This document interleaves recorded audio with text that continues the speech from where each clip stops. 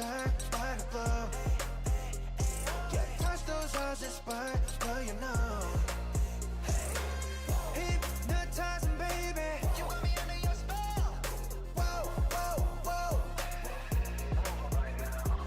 Eyes on me, follow my lead. Take control, don't worry, I got you. Eyes on me, follow my lead.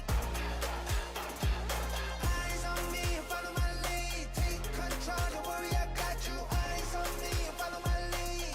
I'm a leader, just follow my lead. Show you what I'm making. Histophobic, I can do it all if you're by my side.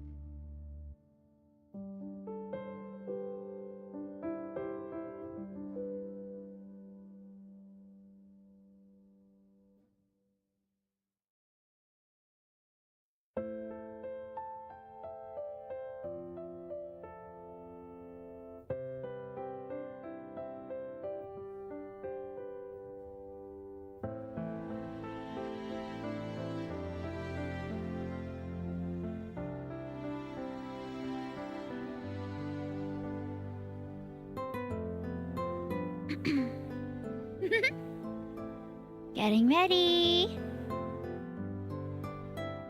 Woohoo! Now tomorrow I fast. Wow. Bro, I have been pigging out during the CNY, okay? It's not even the 2 year.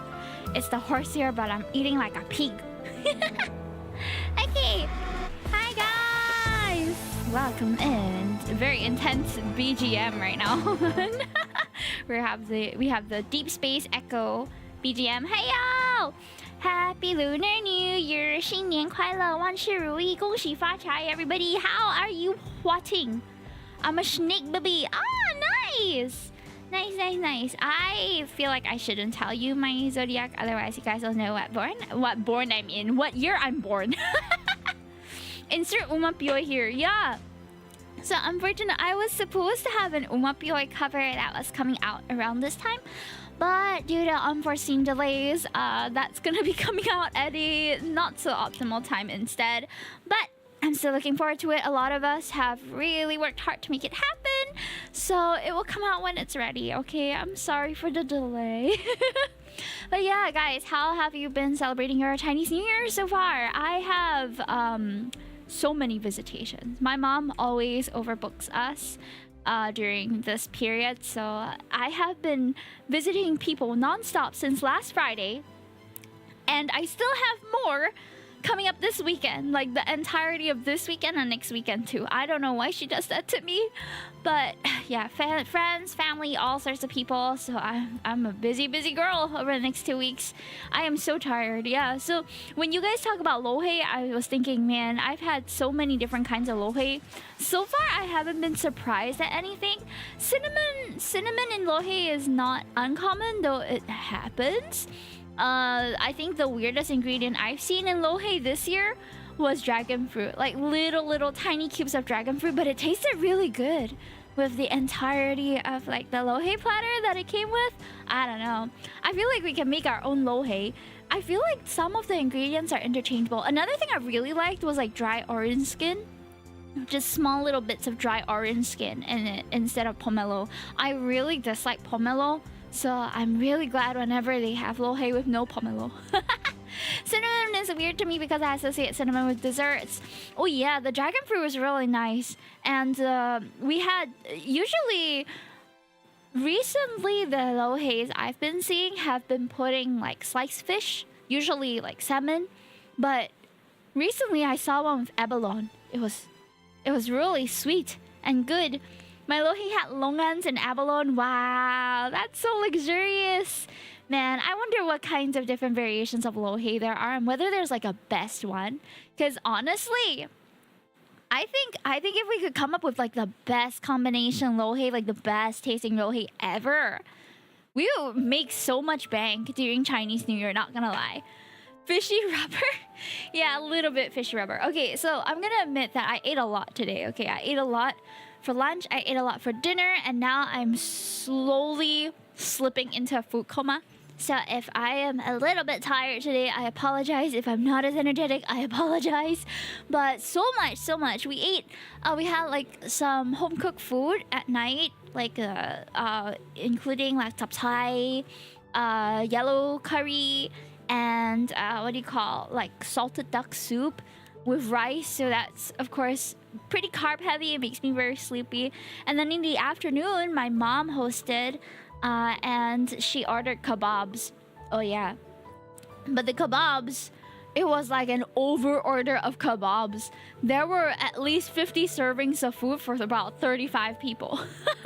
So there was like a full 2 trays of food left that was not eaten. But apart from that, there was also desserts. There was also the CNY snacks. There's just like so much, right? So I'm definitely eating in abundance, even though I'm not.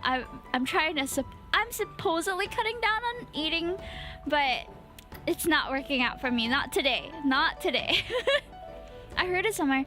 Lily Hime says that they say if you're well fed, you're gonna have lots of wealth and luck. I feel like that's plausible, but I don't know where it's from either. In any case, I'm definitely hwatting in the food department. I eat a lot, huh? What about you guys? What have you been chowing down? There's so much food. There's so much more that it's gonna be eaten too. So I'm low-key scared that they're just gonna see how it plays out. Pineapple tarts. Oh man, I love pineapple tarts. Pineapple tarts are really good. I remember there was one year where my mom basically threw me with this aunt that none of us liked, and we made pineapple tarts together. But that aunt, she was like evil incarnate, okay? This was like my uncle's second or third girlfriend that he was living with. I thought she was okay, but my cousins who were the daughters of said uncle said that she was like the devil. She was terrible. She was like super suffocating when she was with them, and she was like kind of cruel too. I remember my parents, because back then my mom and my uncle would have this arrangement where they kind of let each other's kids stay over if they're going on a holiday or they have errands to run or something like that, right? So one of those pre-Chinese New Year visitations to this said aunt was that my mom had, I don't know if she was like going overseas or whether they had some like grocery shopping to do or something, but she let me and my two brothers stay with said uncle and his girlfriend and their sons and daughters. And she was making pineapple tarts, and I remember crying because when I asked her, where is my mom, where did they go, she told me, oh, they have moved back to France and they left you here, so you're staying here with us forever. Why would you tell that to me? And she never told me like the actual reason why I was staying with them. She was evil. I was like crying, sobbing. I thought that my parents left me with her forever. And she didn't tell me the truth until my mom came to pick me up. So yeah, that lady's kind of weird. I'm glad that they broke up eventually. Why do we have an I'm single redeem? It is a sick joke. It's a really sick joke. Because like my mom probably told me and I forgot like why I was staying with them. But yeah, I feel like I just joined in the middle of a crazy story. Not really that crazy. It was just an adult being cruel to me, I guess, when I was younger. I genuinely had no idea where my mom and dad were going. But they left me with my aunt and my uncle for the day or the night. And we were making pineapple tarts. And I didn't even remember the pineapple tarts tasting nice. I just remember her lying to my face and not being apologetic about it. She was just... I don't know what she got out of that, but she was terrible. Weird aunt energy. Okay, weird aunt. Also didn't like her sons. Her sons were so ill-behaved all the time. And they were swearing left, right, center. They were pretty young too. Like they were slightly older than me, but they were still pretty young. And they were... really rowdy kids is all I can say. I remember not liking them coming over because they would fight and they would drag me and my brothers into their fights, and then it would get physical. Like there was fist fighting. 10-year-old me was fighting with these boys. Hey, mate, do you like traditional pineapple tarts? The one where the flour cookie base or the ones where the filling's wrapped in the dough? I actually don't have a preference. Whatever shape or form it is, I feel like it's yum. Mr. King, welcome in. Good morning, 2 more days to my biggest trip. Exciting stuff. Welcome in, welcome in. I hope you have a wonderful, like, celebration, dude. Draco says, he may throw in hands growing up with brothers. How the thing is, I had younger brothers and we play fought, but we didn't really fight. But when these slightly older boys came into our lives, and they weren't even, like, my actual cousins, they were like step cousins, right? The thing is, my uncle didn't even marry this girlfriend. They were just staying together, so their sons were involved in all of our gatherings at the time. And I just remember really hating their guts. I wasn't the oldest by any means. Like, my cousins were older than me, around the same age as these boys. But they never fought with me the same way that these two would. I remember the older one being a bit more chill, and then the younger one just being a piece of shit. It was terrible. Hated him. I don't even remember why I hated him, but I remember he was just not fun to be around. He would like say mean things and like fight with me and my brothers over nothing. Like they would be in our house playing our games and like misusing our controllers and stuff, and that just made me mad. Mr. King says, I'm so excited for this. I'm seeing a streamer run a half marathon there. A half marathon? Damn. Seeing the Sphere Wizard of Oz show, Meow Wolf, and from... That sounds like a packed itinerary, my dude. You're gonna have an awesome time, for real. Damn. Oh, right? Like, misusing my stuff in my house. You better watch yourself, Titi. Redeem Singlish mode, eh? Hi, Booming Boba. I've never been before. I've also never been to Vegas. I feel like the closest we ever gone... I don't know, what's the Vegas equivalent of Singapore? I think you go Genting. Genting is like the gambling central of Malaysia, I feel. Genting Highlands. MBS, you gotta pay though to go in. So I don't think I would go to MBS. But if I really wanted to gamble, which I've never felt the need or want to, but I think a lot of people go to Genting to gamble, or they gamble on a cruise. I don't know. I felt like when I was on a cruise a couple years ago, right? All the lao lang all go there is just to sit at slot machine and play one. They don't even go for any of the show or go and eat or whatever. They just sit in front of the slot machine and play all day, all night. It's like I can walk from one lobby to the next lobby, right? And then come back 2 hours later and the same auntie is at the same machine. That's the kind of like Asian gambling addiction I see in the old folks on cruises. I never understood it. Gambling doesn't appeal to me personally. Have you given many ang paos this year? Yeah. Oh, today, right? I went to my mom's house and I realized that I didn't pack enough ang paos. Hear me out, okay? I had about 8 different cousins spawn within the same 4 years, so I lost track of how many babies there were. I don't even remember what their names were. There was one oldest one that I remember the name of because he was the only baby for a good 4 years before the next one came along. And I don't remember any of the rest. So when I went this year and they were all slightly more grown up, right, I could still see who belonged to who because they had pretty strong family genes. I can see this face is like this papa, this face is like this mama, right? But I don't remember any of their names except the oldest one. I felt a bit bad, but I just went around asking the little kids, hey, what's your name? How old are you? And then I took notes. Okay, I took notes. And in total, I have about 9 cousins. And out of that 9, 6 of them were spawned within the same 4 years. All right? So forgive me for not remembering who your children are. But yeah, that side of the family were really they were very prosperous child-wise for a couple years. So many babies. Honestly, they're all at the age where they can all walk and talk already, so it's not too bad. I actually enjoy the little kids' company. They're also cute and innocent, and they're very fun to be around. And I'm a very nice tete, okay? I'm not mean like my auntie, like my step auntie, who tell me oh, your parents never gonna come back for you. They gonna move back to France already. You're gonna live with me forever. Traumatic, you know.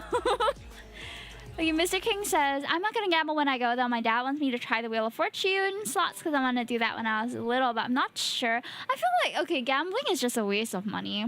It's not fun. Why would you do that? Just don't just use the actual money that you already have to go and actually enjoy yourself.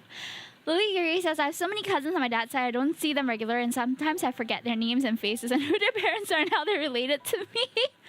Is she your step aunt if they broke up? I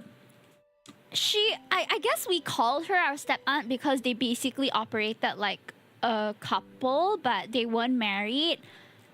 I can't remember which auntie was with him when he died though. I think it was one girlfriend later. Then he passed away suddenly.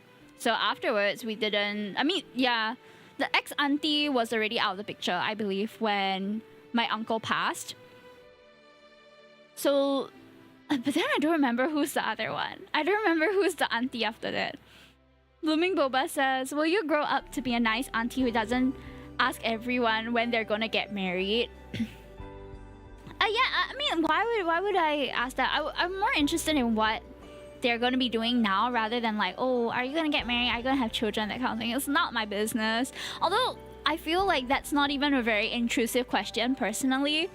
It's a very generic question in my opinion. The way you word it makes a difference. And the thing is, we're driving to Vegas. Is it a long drive for you, Mr. King? Lily Yuri says, your uncle is oh yeah, he was absolutely a womanizer. Just like my grandfather. My grandfather had so many girlfriends, dude. He had his girlfriend and his wife living in the same house. Older people were wild, man. I'm telling ya. My papa had to deal with another woman who was sharing her boyfriend. It was crazy, okay?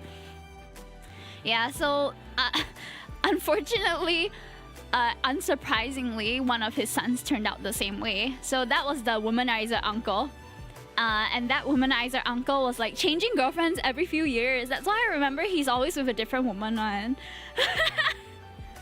We weren't even surprised at that point. If he just changes an auntie, we're oh, I guess our auntie has updated. He's gotten a new one. Living in the same house is crazy. Yeah, tell that to my grandfather, man.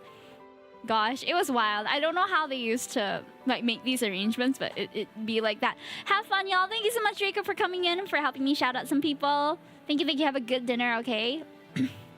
Happy Tuan Yen Fan. Sorry for your loss. No worries. It happened a long time ago. I was really young. I think I was in primary 2 or primary 3 when he passed suddenly. I still remember it was like my mom and dad like broke the news to us very carefully because that was our very first relative that passed away since we were born.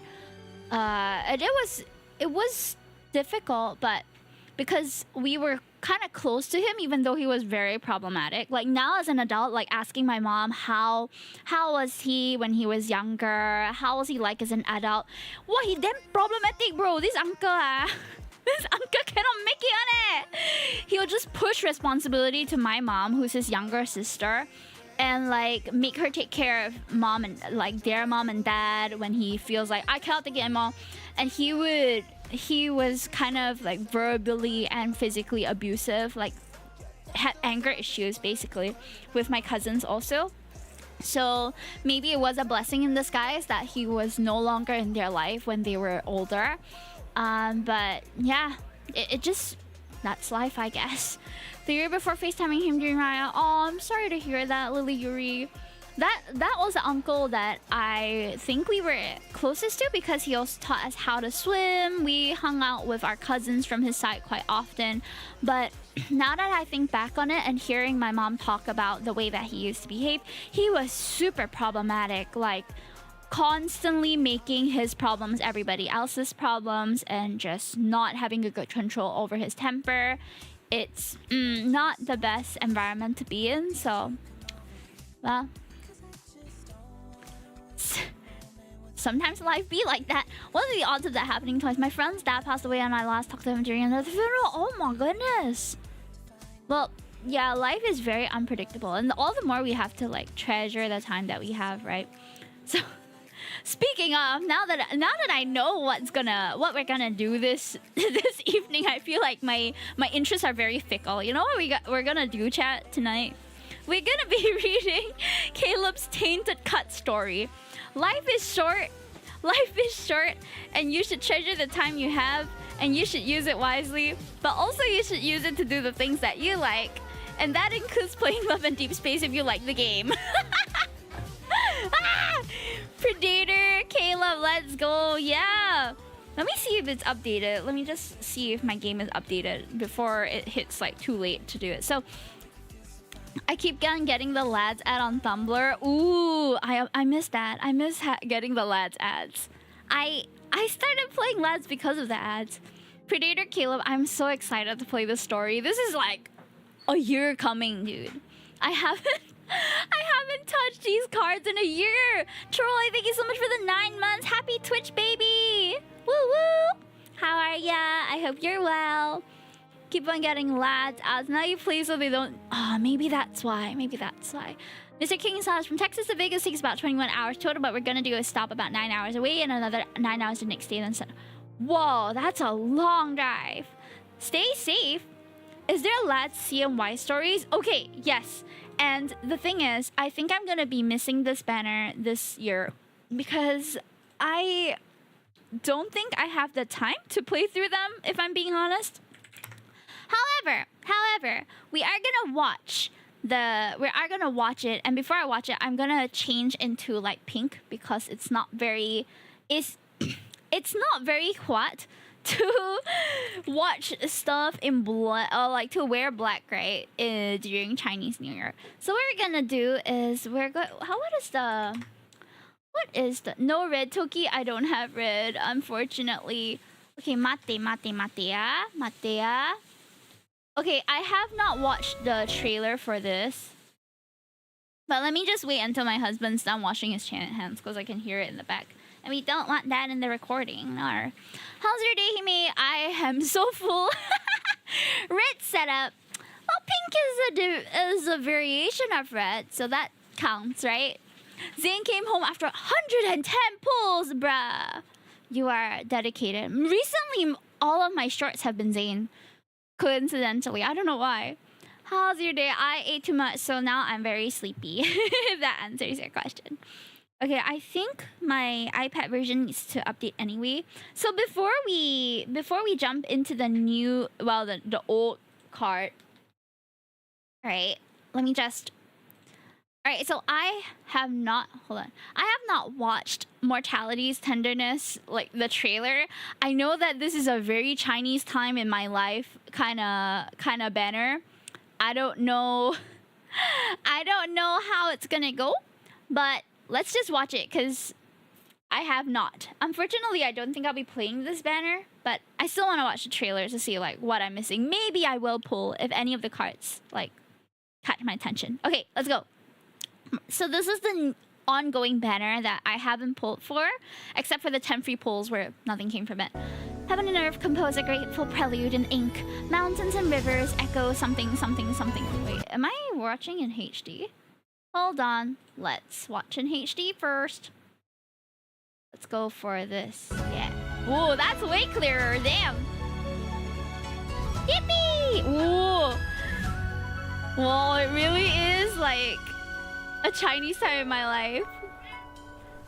I finally went to China last year as well. Are you still upset? Oh!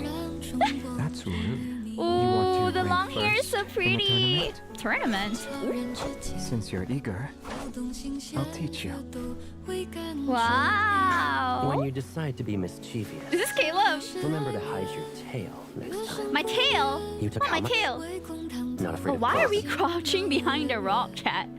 Oh, that kite is so pretty. Remember to use the Whoa! maiden, Whoa, lest you whoa, would be whoa! caught as a Oh, thief. Zane! Wow, wow! Didn't He you fly say it. you'd teach me how to fly a kite? Oh my god!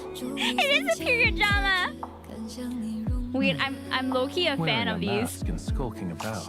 You were Oh, afraid. why are we in a Here mask? It's you kind of are. spicy. Ooh!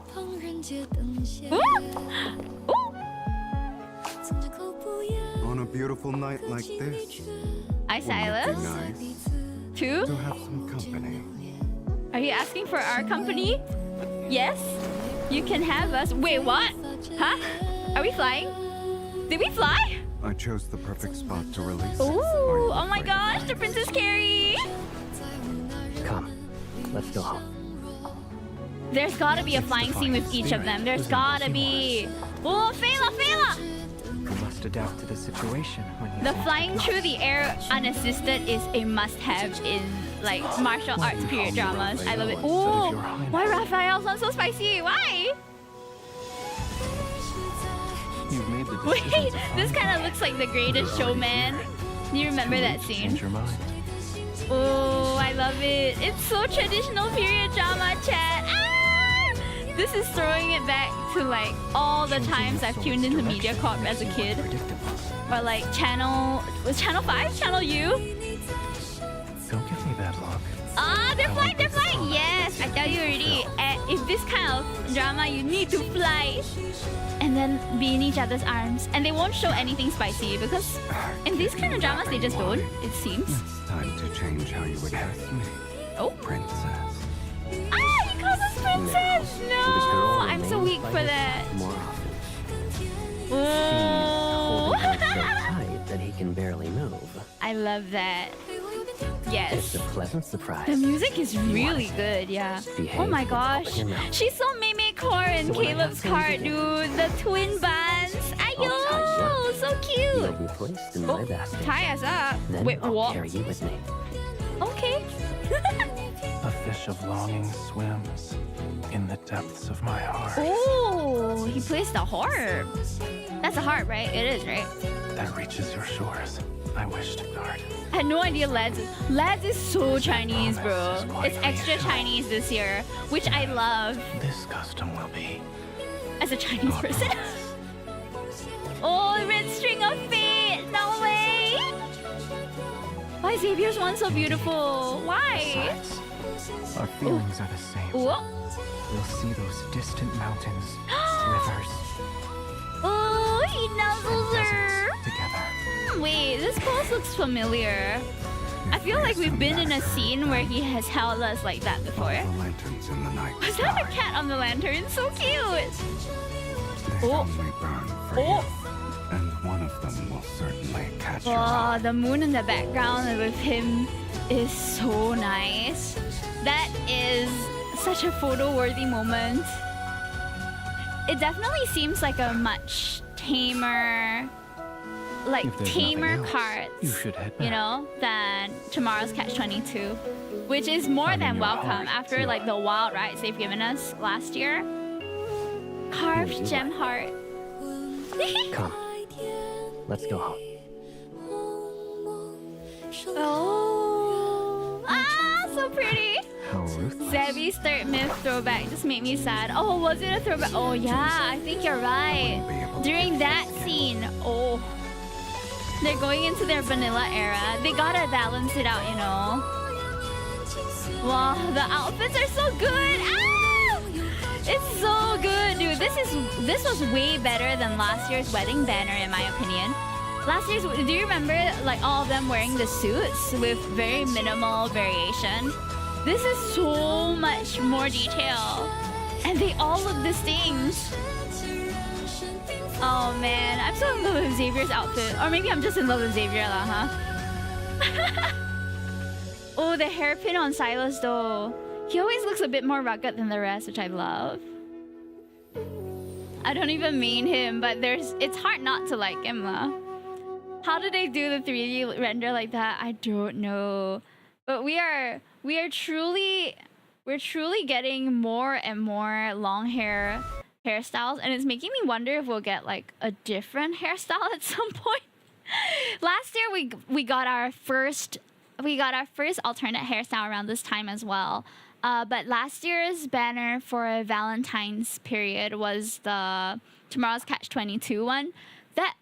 However, I wouldn't call it the Valentine's banner since it kind of overlaps with other things too. But this year's one definitely, because Valentine's Day also kind of overlaps with Lunar New Year, right?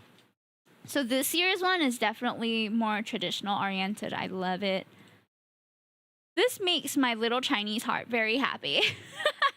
It makes my little Chinese heart very happy because it feels like they're really immersing them into the origination of the game, you know. Chinese culture themed AU. I'm so down for it, but I don't know whether I'll pull, guys. Unfortunately, I have very limited time this month, so I don't think I will. I do want to see how long the cards are, though. Let's see, because the one we're playing today, and the reason why I have to dedicate an entire stream to it, is because the Tomorrow's Catch-22 cards are all about an hour and a half long. It's been so far the longest cards that we've had in Love and Deepspace. Okay, we have about 45 minutes of content. That's decent as well, actually. Decent as well. Though I'm not sure about the story, how the stories have been for you guys. Do you have any that you really liked? Spoiler-free recommendations, please. I'll probably go and read some reviews as well and take a look at what people have to say about the cards before deciding whether or not to pull, since nowadays I'm a bit more free to play and I'm not just pulling for everything anymore, which I used to do. However, for tonight, we are going to be playing a throwback to last year. Around the same period this year, we played every card except for Caleb's, so that's the one we're going to be playing. And for those who are watching this as a YouTube video, you can find it in my live segment. Okay, see ya. Raph and Caleb's were really good. Lots of yearning. It made me very happy. Ooh, okay. I think I did pick Raphael, Caleb. I think I picked Raphael, Caleb, and Silas for this banner. Even though I didn't pull yet, except for the 10 free pulls, then I had to just pick 3. Yeah. My man. My man. Okay, but unfortunately we are not playing Mortality's Tenderness banner today because your girl does not have those cards. However, here we go. We are going to be playing some Love and Deepspace tonight, but we're not going to be playing the banner that I just showed. We're going to be playing the banner from last year. Have you saved up though? I have actually. I have been saving a lot since I decided to start becoming free to play. And okay, the thing is, I still spend on the Aurum Pass, but I don't spend on like other stuff anymore. Oh yeah, it is a bit loud, isn't it? Hold on. Is this better? Sorry about that. I'm also realizing it's quite loud. Yeah, let me know if it's still very loud. Okay, hold on. Lovely. Okay, great. So right now, as you can see, I have about 27,000 gems, which isn't a lot. I can at most try to pull for one, but I'm gonna use all of my gems if I do that. So I'm kind of waiting to see what might come next first, rather than like rush to pull these, even though it's very tempting. Yeah, I'm really tempted to pull, but it'll really take like all my gems. That's why I'm hesitant to do that lah. Huh? Even this ones, I don't spend money on any extra stuff anymore. 27,000 sounds like a lot. That's about... one temple is about 1,500? 1,500. So... 27,000. Let me do the quick math on my phone real quick. 27,000 divided by 1. I have 18 times 10. 180 pulls. I'm gonna guess the next big one would be the summer one. You should have time to save. It might be. Okay, guys, I'm gonna put the villager chat box instead on this one because I realized that it's a lot easier when I'm editing my clips. Although it's a bit... Even though you're... it's a bit stark, isn't it? Your eyes are still energetic. Thanks! Why are you dressed like a bear, my dude? You're spinning up those wild and intricate wanderer hunting stories in your head again, right? Yeah. Let me put a mild chroma key. Is this better? Yeah, okay, that is slightly better. Have fun, Hime! Hi! Gonna look after my grandma, then chow down on some dinner. Have a prosperous year ahead too! See you around. Okay, as you can see, right, guys, I'm also trying to be a bit more say-so in my dressing, which is why I've decided to cover up. Because I realized that my shorts get axed immediately whenever I use this model. And I realize it's because her boob is too much. Like, I have too much cleavage on this model. Let me guess. You're spinning Floating text is confusing. How do the Billy people do it? Especially if it's chaotic. I usually have it for... like, occasionally I will have it just if it's a lot of... yeah, too much booba for YouTube and TikTok, okay? So I have decided that every stream I'm gonna change the thing that covers my breast. I change the thing that covers my breast so that my clips don't die, alright? It does have its own appeal, yeah, it does. Alright, so we're gonna be playing, however, Caleb's Tainted Cuts. And that is a spicy-ish banner, but I can promise you that the story is going to be good because all of the Tomorrow's Catch-22 cards had not missed, in my opinion. I thought that they were all really good. Not just because they were, like, a bit weirdly themed, but because there was genuine world building for that AU. It was what I had hoped for the Idol banner, but unfortunately last year's Idol banner didn't live up to, I think, some of our expectations. I pulled for all the cards, by the way. I actually spent money on that one. So after that, I decided that I'll be a bit more selective when I pull also. Yeah. Okay, so let's just get our dailies done, which is gonna be quite a simple affair, actually. Let me just clean up all this. Yeah, I was really hoping that they would do a full-blown AU for the Idol one, because I thought that it would be... when I first saw the cards, I thought like, oh, we're gonna be his manager or producer or something like that, right? But it ended up being an extension of actual MC, like canon MC, and some of the scenes felt a bit shoehorned in my opinion. So that was a bit sad lah, huh? But I have no doubts that they will go all out where it's necessary, and they definitely delivered with the Throne of Arrows cards. I felt that those were really good too. The world building for that was interesting, a bit Star Wars-esque, but I really like the balance of politics and romance in those stories. It was definitely a different flavor that I enjoyed with Throne of Arrows. Okay, hold on, sorry. Why did I click out? Want to have a There we go. contest to see 新年 who can 快 stay up 乐， late? 大姐 Hime. Hi, Go Geek. How are you? Can we get a Why don't we see who shout can out, fall please, asleep for faster Geek? instead? Okay. So we're gonna jump right in and go into Caleb's Tainted Cuts, which we have not played. Here it is. While tracking down a predator, I stumbled upon Caleb's secret. And this is slightly more spicy, but it's tense in a good way. So last year I played all the other cards and I didn't know that they were so long, okay? Each card was about 1.5 hours. Therefore, today I'm dedicating an entire stream just to play this card because even after 2 streams, I didn't finish all of them. So we're gonna throw it back. We're gonna throw it back to last year's Valentine's time. And we're getting back into the Predator world. I hope the stream will be safe. It's safe. It's safe. It's just a bit spicy is all. The card is so good. Can't wait to see your reaction. Oh, me too. I'm so excited to play. All right, guys. Narrator voice is coming in. I'm going to drink up. And I hope you enjoy the stream.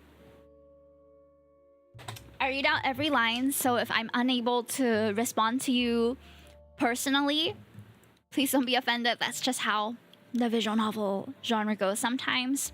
And if you want to have something a bit more silly, tomorrow night we're going to be playing Date Everything again. So if you've been looking to watch someone play that and discover some of the dateables in the house, that's going to be fun. Same time tomorrow, 8 p.m. tomorrow. Okay, good luck with the female. Hello? It's what I do weekly, okay? All right. I'll be listening while working. Have fun. Thank you. I'll make this as audiobookable as possible, though sometimes I do like have my own interjections. Okay, I apologize for that. All right, we're beginning. The sky is a dull gray. A plastic bag rustles in the wind and dances along through an empty, abandoned building. Outside, it is an undeveloped patch of land. I hold my camera. I'm taking pictures of the bloodstains on the ground. Several of my colleagues from the LCBI are crouching down next to me. They're collecting samples for analysis. In the distance, a male colleague crosses the police line. He waves a document around as he runs towards me. Here's the preliminary autopsy report. We ruled out the possibility of a wild animal attack and confirmed the perpetrator was a predator. I take the document and begin reading through its contents 1 page at a time. Another predator? This is the 5th case this month. The onset of a headache occurs before I even realize it. The predators are a serious threat to the city. These mutated humans, when in a frenzied state, become extremely aggressive. Their physical condition, speed, and strength far surpass those of normal humans. They really are monsters. Has the victim's identity been confirmed? He's from the security center. Unfortunately for us, he held a high position, so his personal info is classified. Our colleagues already submitted an investigation approval request to our superiors, but it'll take a while for the application to be processed. Check the nearby residential area for the victim's movements and collect surveillance footage from around the building. Review dashcam recordings from vehicles in the vicinity, too. Aside from his personal information, we can investigate other things. This is an active crime scene. You can't enter. I'm so sorry, sir. I didn't realize it was Oh. Please. I forgot about the mullets chat. Ah! He looks so good in a mullet, man. The commotion behind me makes me turn. A tall, familiar figure stands behind the police tape. He's putting away his credentials. Caleb, what is he doing here? Caleb, wearing a uniform and carrying a file folder, ducks under the police tape and other people look for him. The colleagues around me recognize him. Lowering their heads to focus on their task, they stop talking. I heard there was another predator attack. I was in the area, so I thought I'd check in and see how everyone's doing. Mr. Councilman, I thought you were swamped with work, but you have the time to see us while we conduct our investigation. As soon as the words leave my mouth, a colleague nudges my arm and shoots me a warning glance. Their eyes scream at me to watch my tongue. The victim was a government official. It's a sensitive case. In addition, the predators have been a constant threat to our city's safety for quite some time. The government has always treated this issue with the utmost care. Let me ask a question, Enforcer. Can I get an estimate of how long it will take for the LCBI to solve this case? I raise my camera once more and try to find the perfect angle for documenting the crime scene. We're doing our best to move as quickly as possible. Is there a timeline for the government that they are expecting us to meet? I'm wondering when a certain individual whose life has been nothing but this investigation will finally return home. I have a few more questions. Would you mind stepping aside so we can talk privately? I shoot a glare at Caleb before giving my camera to another colleague. My colleague sighs quietly to show their sympathy. Under their watchful eye, I remove my gloves and follow Caleb into the abandoned building. Mr. Councilman, As usual, he's holding a high position in society, huh? Caleb and I grew up together. As homeless kids in the Southern District, we wandered the streets and shared our hard-earned loaves of bread. We narrowly escaped death at the hands of predators countless times. But as we grew up, our paths diverged. He became the councilman of the city, while I became an enforcer at the Lincoln City Bureau of Investigation, or LCBI. Our different career paths often put us at odds, professionally speaking. To avoid any unnecessary trouble, we agreed to maintain a professional distance in public, but behind the facade, we have a close bond.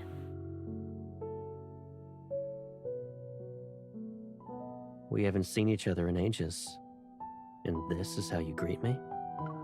You're interfering with an official investigation right now. Consider yourself lucky I haven't asked for your removal. Besides, how did you even know I was here? I have my ways of finding out the things I want to know. Will filling a report about the councilman abusing his power do anything? You might find yourself implicated. After all, you're my closest confidant. I steal a glance at my colleague outside the building. Then I give Caleb's hand a quick, reproachful pinch. Didn't we agree to act like strangers at work? Why are you breaking the rules again? Only then does Caleb hand me the file he's holding. Puzzled, I break the seal and pull out a report. It contains the victim's personal information and a detailed record of his recent movements. The victim often visited a certain club. It's possible the attack wasn't random. As you can see, I go out of my way to bring you crucial information. And you still keep me at arm's length. Caleb grabs the file and pretends to take it back, but I tighten my grip and refuse to let go.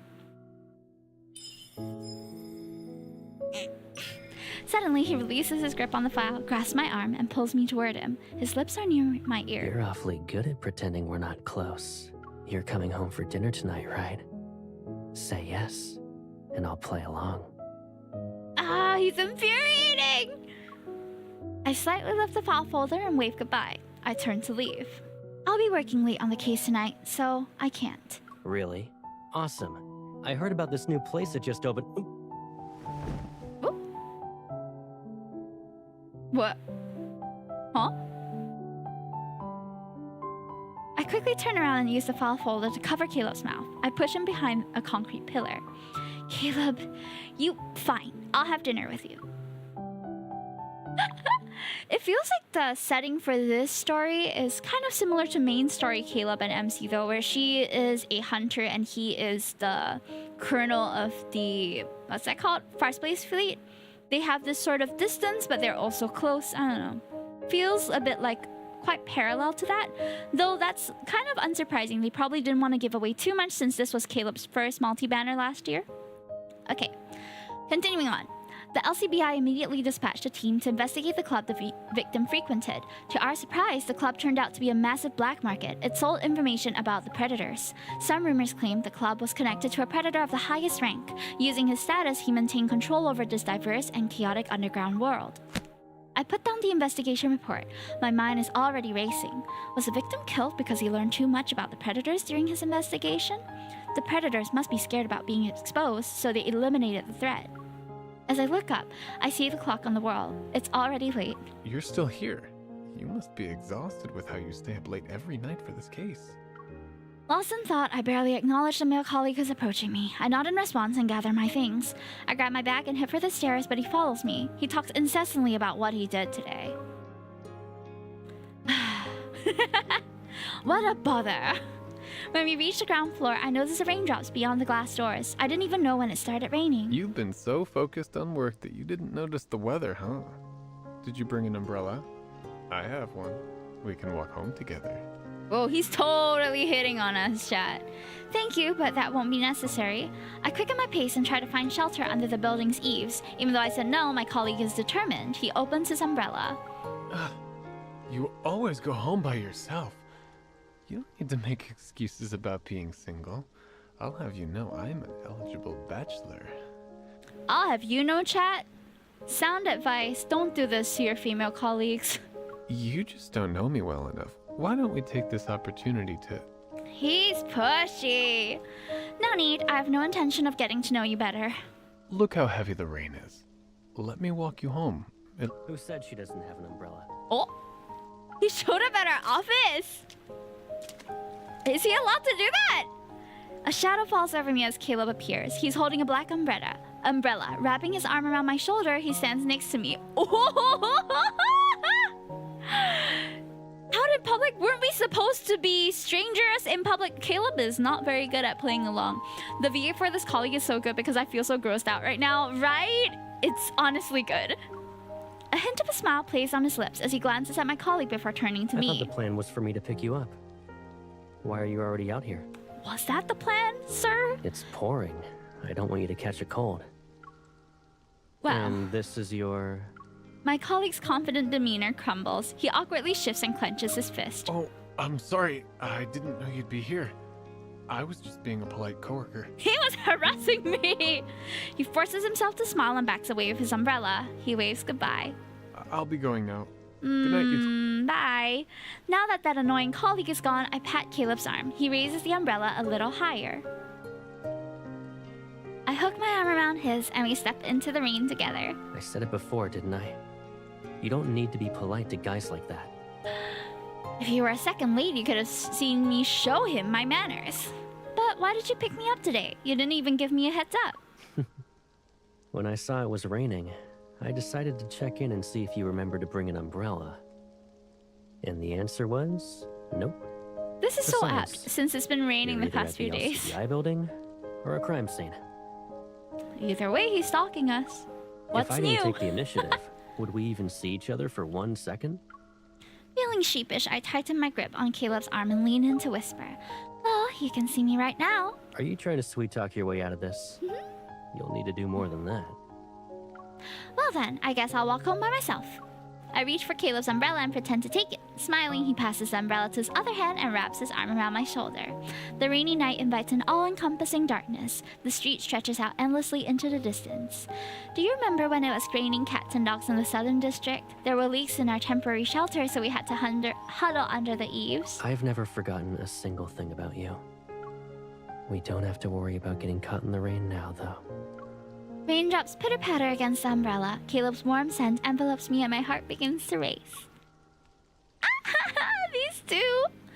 Oh, I love them so much. The Southern District was never peaceful. As a lawless part of the sinful metropolis, the strong preyed on the weak. Caleb and I were only kids back then. We lived from one meal to the next and never knew when we'd eat again. When the city was in a state of chaos, we were separated. Our lives had changed by the time we reunited. We're no longer lost and alone. Finding our way back to each other feels like a stroke of luck. But what Caleb went through during our time apart remains a mystery. He is yet to talk about it. Ooh. I like that. Little mystery to our man, huh? The councilman has recently attended a hearing about the provisions concerning the increased monitoring of predators and the protection of ordinary citizens.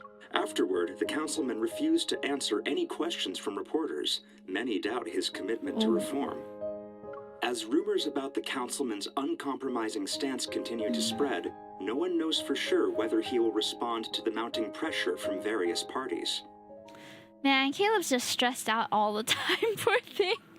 The living room TV is tuned into the evening news. This channel is known for its somewhat biased commentary on political figures. I'm curled up on the sofa with a plate of fruit. I can hear the shower being turned off from the bathroom. Shirtless jump scare? Oh, he's wearing a shirt! Caleb walks out and a towel is draped over his head as he dries his wet hair. They didn't hold back. They said you were uncompromising. There's been a flood of negative press about you lately, Caleb. You haven't ruffled the feathers of important birds, right? He walks over to the coffee table and pours a glass of water. He slightly turns his head and meets my gaze. His mouth curls into a faint smile. I'm not sure when it comes to other people. But I might have offended the lovely lady in front of me. The way he said butt is so soft and nice. I'm saving that for next time. I brought her here so she could relax. Alas, my good intentions will go unappreciated today. I stab a piece of fruit with my fork and bring it to Caleb's lips. But what about now? Are you still going to sulk? Maybe a few bites will change your mind. A drop of water falls from Caleb's damp hair and lands on my wrist. He glances down and wipes it away with his thumb. I find myself pulling away. Having been together since we were kids, we've fallen into our own rhythm. It's a familiar dance of interactions. I wonder what would have happened if we weren't separated. Would we have kept our dynamic? Why'd you do that? It Caleb seems unfazed by my movement. He withdraws his hand. I was thinking, all these negative stories about you popped up overnight. Did something happen again that I don't know about? Well, you could always move in with me. Oh. Then you'll never miss a moment of my exciting life. He says that so confidently. That was Riz right there, chat. Dang. There's a hint of seriousness in Caleb's expression that catches me off guard. I can't look him in the eye. I'll do it if you're willing to take over my job. The LCBI's been hectic because of this new case. Has there been a breakthrough?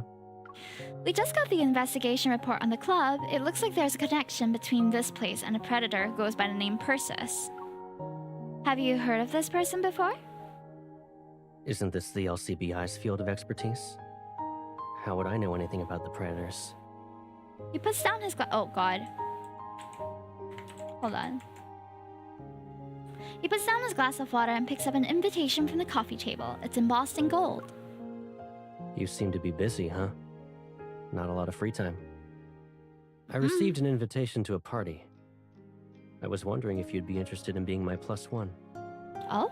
As councilman, Caleb has received countless invitations for galas and parties throughout the year. On the other hand, I was never fond of these occasions.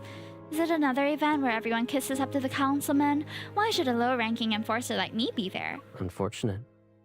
Caleb opens the invitation. He steals a glance at me before nonchalantly tilting it so I can see the host name printed on the card.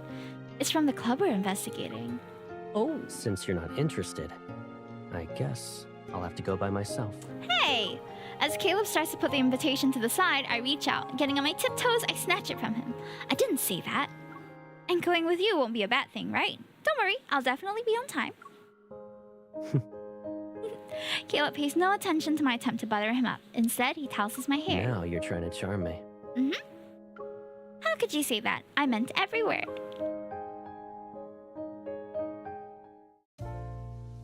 Party day! Perfectly arranged vibrant flowers surround an intricately carved fountain. Lush, sculpted shrubs flank the sides to add to the garden's meticulous beauty. Elegantly dressed guests mingle in the garden. They pluck champagne glasses and hors d'oeuvres from the trays of passing waiters. Hi! Oh, he looks like he's really blending in with them. And here I thought the councilman was too busy with government affairs. Who knew he was living in the lap of luxury? I agree that government officials enjoy a few more perks than your average enforcer. If you like what you see, you can request a transfer next month. With each invitation, he's just trying to get us closer to him. First it was like, move in with me, and now it's like, transfer to my department. Like, it's no big deal? I told you, I don't like extra things in your pockets. You're wearing a dress today. There are no pockets. I absolutely like what I see. Caleb links his arm with mine, then he carefully lifts the hem of my dress that's close to touching the ground. Long tables draped in delicate white gauze are laden with an array of exquisite desserts and drinks. They invite guests to indulge themselves. I take a glass of champagne and raise it to my lips. A young man approaches us and respectfully nods at Caleb. Woohoo! It's been a while since I was transferred, sir. I didn't expect to see you here. The young man's gaze flickers between Caleb and me. I try to pull my hand away, but Caleb gently presses his palm against mine to keep it in place. I just wanted to pay my respects. I hope you have a wonderful evening. Likewise. As soon as he's out of hearing range, I look at Caleb and tap his arm. Did you make him think there's something between us on purpose? What are you talking about? Or would you rather tell me what our relationship is? The palpable tension! Caleb looks at me with a steady gaze. His words leave me speechless, and all the confusing feelings I've been trying to ignore lately rush into my heart. He takes the champagne from my hand and pours it into a nearby ice bucket. Annoyed, I press my lips and reach for a petite four. Bro, this is the only time I'll allow a situationship, when it makes the story more delicious. Hey CR dude, welcome back! It's just champagne. There's nothing wrong with it, right? Caleb ignores the complaint I muttered. If you really want to define it, then we can start with those days when we struggled to survive in the Southern District. Like when we first met and were ready to beat each other up over a rotten apple. Beat each other up? Or maybe That's when I shared half of my hard-earned juice with you. What about the time I saved my money to buy you that bread you wanted? And don't forget how I protected you by wresting a gun away from a predator when we were little. Caleb reaches out and taps my nose. I blink. Okay, okay. You have the best memory in all of Lincoln. Feel free to try anything that catches your eye. Except the alcohol, of course. I need to go out and socialize for a bit. Oh, the push and pull between these two. Oh my god, I can't stand it. Looking past Caleb's shoulder, I take note of the guests who spotted him. As expected, they're ready to approach him at any given moment. Entertain yourself for now. And if you decide to snoop around, be careful. I let go of Caleb's arm. He lifts a champagne glass to discreetly bid me farewell. Then he turns and disappears into the crowd. Happy third stream! Definitely felt the pain. Ugh. He remembered that I didn't like these fancy gatherings, so he didn't make me interact with everyone. I make my way back to the dining area and sit down. As I nibble on some petit fours, I scan my surroundings and take in everything. All the waiters emerge from the other side of the garden. My gaze is drawn to the grand castle-like structure that looms in the distance. There might be some valuable intel inside. I pop the last petit four into my mouth and get up. While no one's watching, I walk over to that building. Ooh, she's going snooping! Oh. The Great Hall is adorned with luxurious tapestries. Engaged in lively conversations, small groups of people stand here and there. No one has noticed me. I press on and venture into a seemingly endless corridor. The chatter from the Great Hall fades behind me. On either side of the corridor are rooms with their doors firmly closed. Excuse me, are you a guest at tonight's event? I'm afraid this area is the owner's private quarters. Oh, I'm sorry. I made a turn and got lost. I thought this will lead me to the exit. I can feel the waiter's eye boring holes into my back as I walk away. Not wanting to arouse any more suspicion, I quicken my pace and retreat. Ooh. Returning to the Great Hall, I take a risk and glance at the waiter who caught me. To my relief, his attention seems to be elsewhere now. That corridor is hiding something important. As I mull over ways to return unnoticed, a peculiar scent draws my attention. It's a specialized aerosol designed to expose predators. My body tenses. Years of working at the LCBI have made me all too familiar with this type of spray. Any predator who inhaled it will be revealed within minutes. It's a substance that's been under layers and layers of government regulation for years. This isn't an accident. The waiters usher the guests towards the exit, and chaos envelopes the Great Hall. Uh-oh. I take this chance to return to the corridor. A noise from one of the rooms catches my eye. I position myself beside the door and reach for my gun that's concealed under my dress. The faint click of a turning lock catches my attention. Before I can react, a hand grabs me and yanks me into the room. My back is pressed against a warm chest, and a hand is clamped over my mouth. Darkness floods my vision as my eyes adjust to the dimly lit room. Oh. I jab my elbow back, but the attacker anticipates this. Their grip around me tightens. Shh. Don't speak. Caleb? The freaky music! Just because their bodies are pressed up against each other, eh? For a split second, I freeze, then all fight within me disappears. I can feel Caleb's chest rising and falling against my back. His close proximity makes me aware of my racing heart. Hurry! Wait, Find the what? predators, Are they now! looking for him? Then Caleb is... As the adrenaline fades, I notice the heavy breathing near my ears. Cautious, I turn my head to get a closer look. Whoa! What? Wait, what? Why does his predator form come with a costume change? Was he just wearing that under his uniform, Chad? This is like, what do you call it? Like the opposite of Superman, where he reveals his super suit. This is like his predator suit. Hiya! How does this even happen? You were fully dressed like 3 minutes ago. Caleb, you're a predator breathing heavily in my ear? Ooh, I don't like that. I like that. The realization hits me like a bolt of lightning. The spray that's intended to expose the predator has triggered his transformation. There's no time for questions. Alarms ring through the building, their wails drowning any chance for an explanation. Yeah. I'm the club's owner. That infamous predator all of you were whispering about.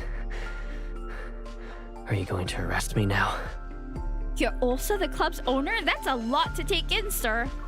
Caleb attempts to smile. He leans against the wall. As his eyes dart around, a mix of emotions betray his expression. I don't know where the LCBI takes the predators they capture, but it can't be a nice place. I have no idea how Caleb became a predator, but I can't just stand here and let him be killed.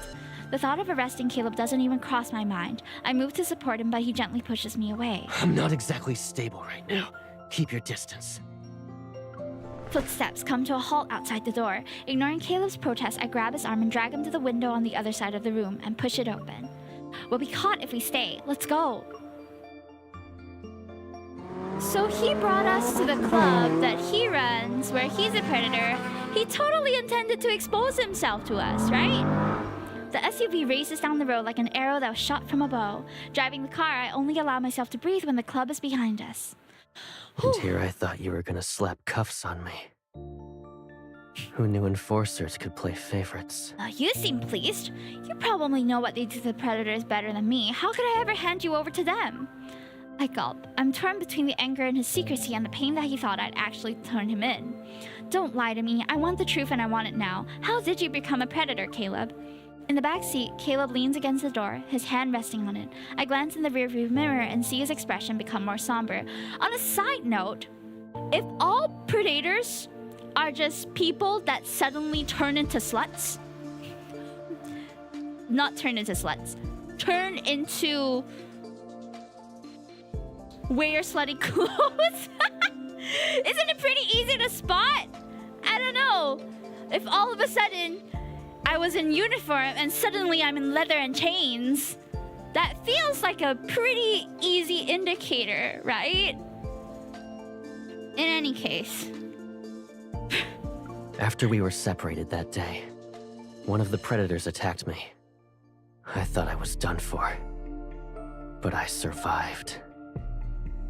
The catch was that I became one of them. I'm really trying to focus, but the text box is in an area which is a little bit distracting for me. He recounts it casually, but I can sense the weight of his unspoken pain behind his words. There's a lot he's not saying, and a lot I'm not saying. My hand tightens on the steering wheel and a storm of emotion churns inside me.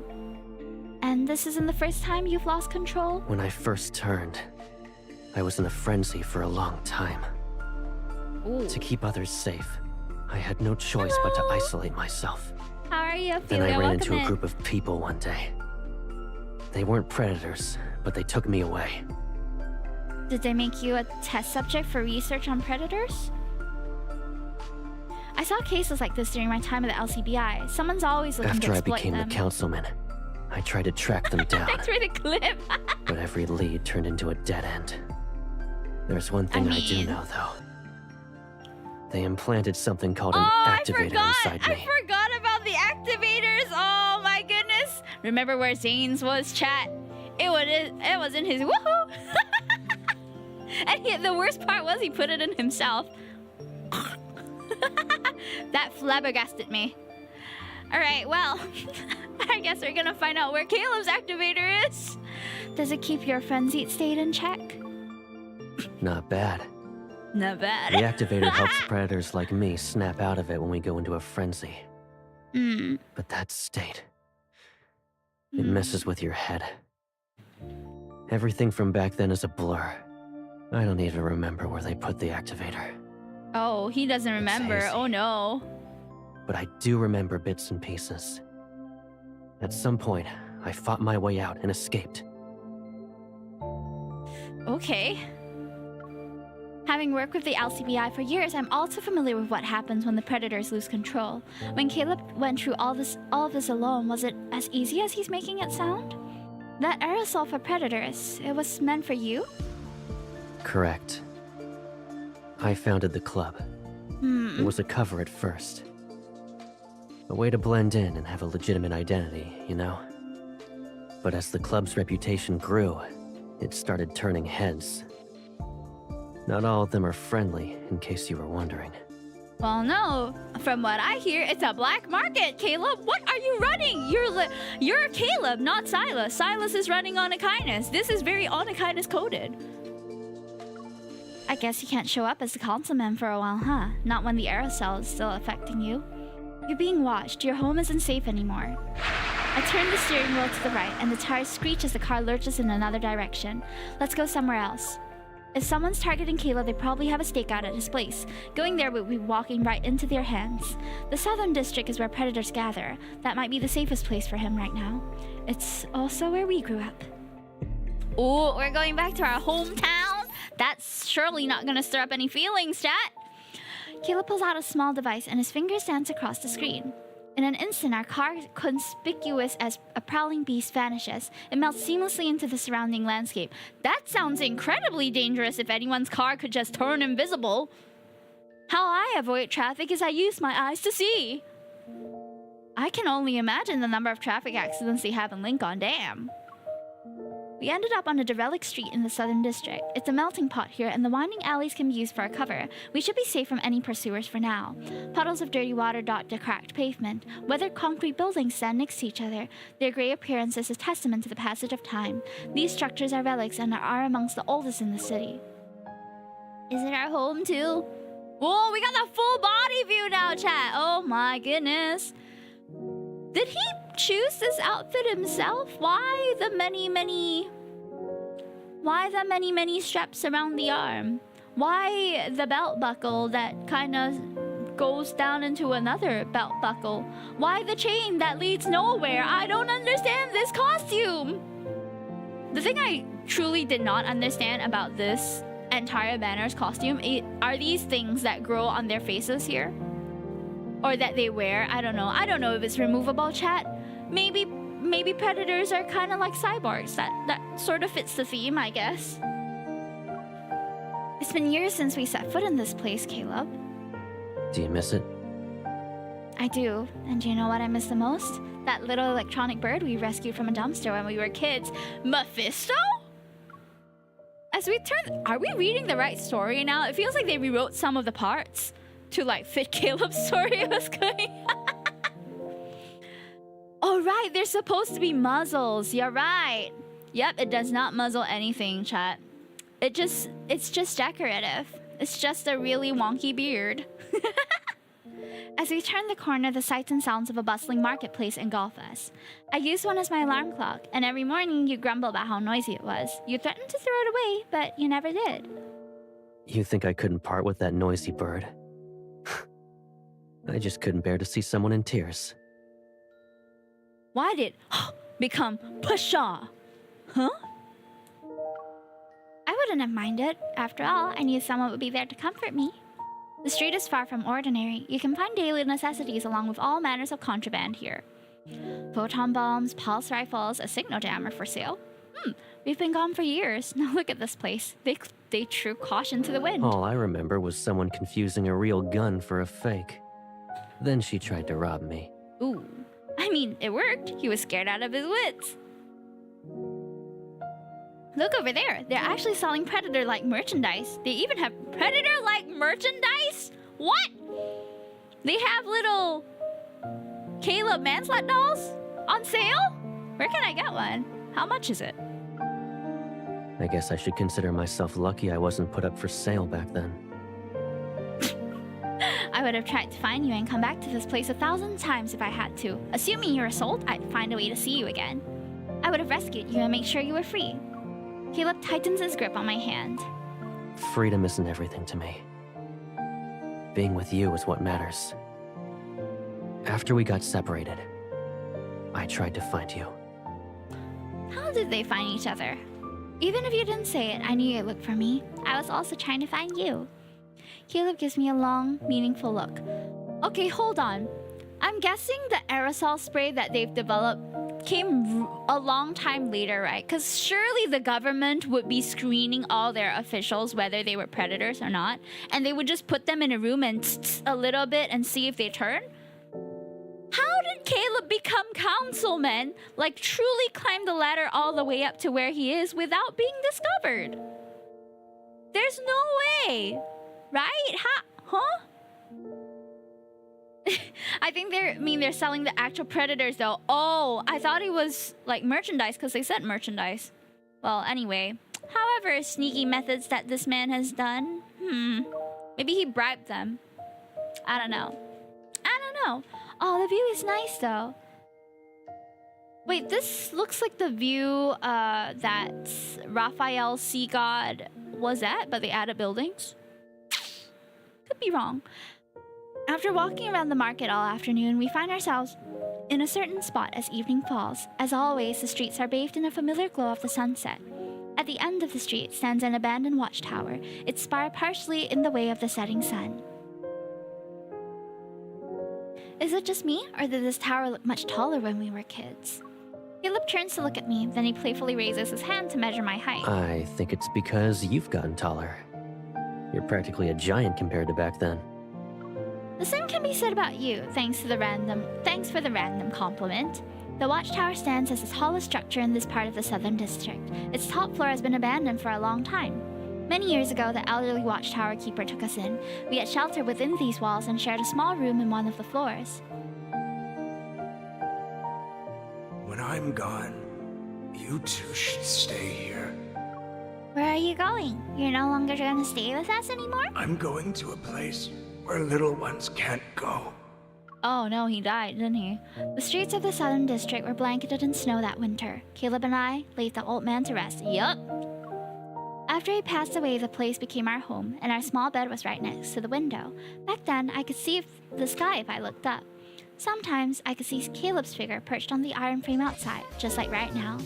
Hey, 6 times 7 months. That's what you're jump scaring me with right now, Wolfie. Hey, thank you for the 42/6 times 7 months. Love that. 6-7. Happy CMY 2006-7. Whenever I saw you sitting here by yourself, I was scared. I thought you were going to leave me behind. I climbed through the window and sit next to Caleb. Really? Where would I even go? Maybe you'd head to the city across the river? Caleb raises his arms and wraps it around my shoulder as he looks at the opposite shore. Do you remember what I told you when you gave me that necklace in this very spot? Ooh, there's a parallel universe necklace too. It happened after we reunited with each other. I want you to have this necklace. If we're ever separated again for a long time, I'll be able to find you so long as you have this necklace. It doesn't matter how much you might change. You're giving me a gift and didn't even give me a warning. That was young Caleb? Oh my god, he sounds like such a brat. It's easy to return the favor. My wish is a simple one. I want us to have a home together. That's all I ask. Welcome back, Minokalu. Caleb raises his hand, the necklace apple-shaped pendant hanging from his finger. It reflects a soft silvery light against the backdrop of the setting sun. The river splits the city in two. Our site is the Southern District that's dirty and chaotic. The other side, though, is a city of towering skyscrapers and bustling streets. It's as if the sunset prefers that place. The river under our feet sparkles in the setting sun, just like before we stare at the city on the opposite shore. I promise our home will be there. Okay, young Caleb. I can see why she didn't really feel things for him when we were young. He sounds annoying. I promise our home will be there. He really went through some, voice changing as he grew older. Even though he's talking about the city across the river, Caleb's gaze is fixated on me. It shimmers like the water's surface and reflects emotion in their depths. Hi, Patchouli. I appreciate the sentiment, but you can't go back on your own place. You can't go back to your own place. What will you do now? I think I'll just disappear for a while. Oh, no! Let's see what my pursuers do. No. Are we gonna get separated from him? Caleb stands up and holds out his hand to me. Do you want to check it out? Isn't it old and abandoned? Maybe a kind soul stopped by and spruced it up.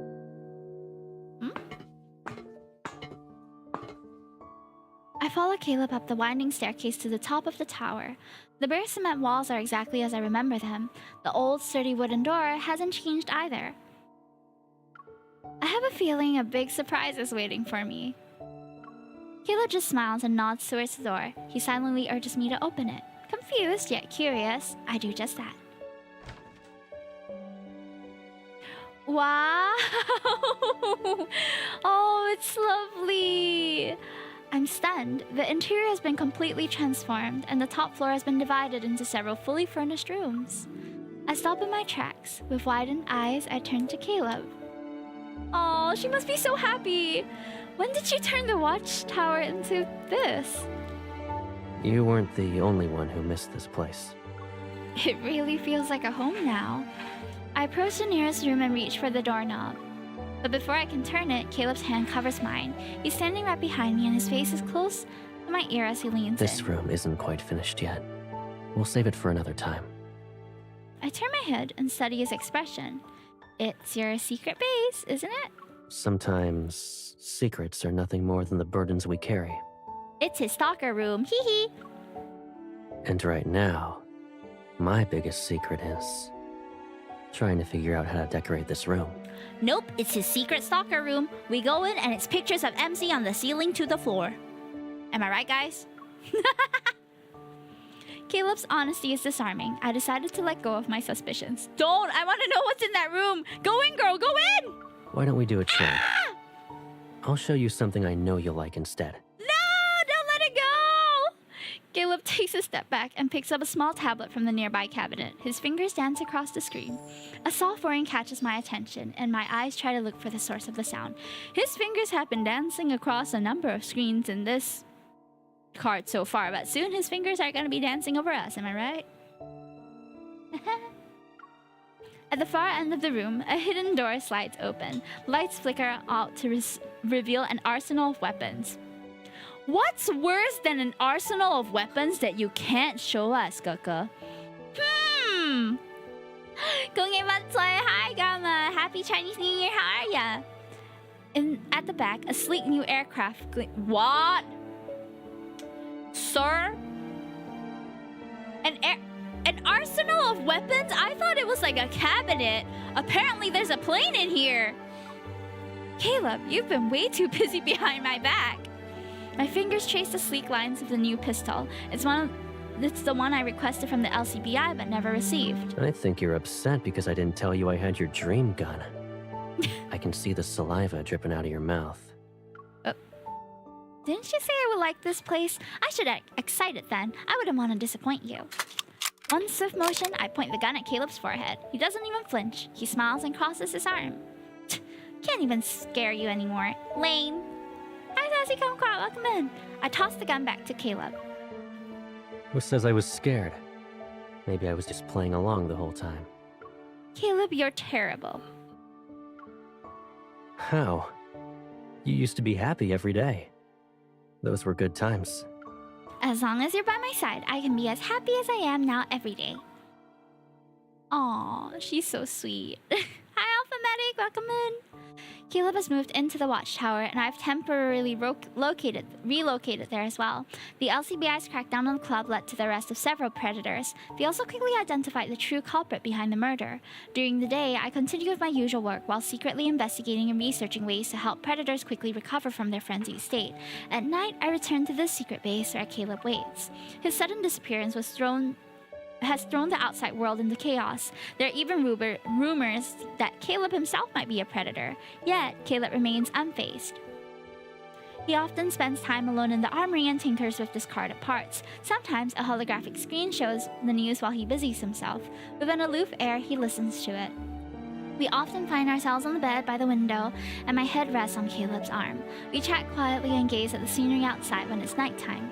These simple moments of companionship, in my memory, I only experienced them briefly in a distant past I can barely recall. Sometimes I can't help but think these precious moments are like sand in an hourglass. They'll eventually run out. When that day comes, Caleb will leave the sanctuary to face the storm outside. Oh. In that hazy state between sleep and being conscious, I hear birds chirping. Their cries drift in from somewhere beyond the edge of my fading dream.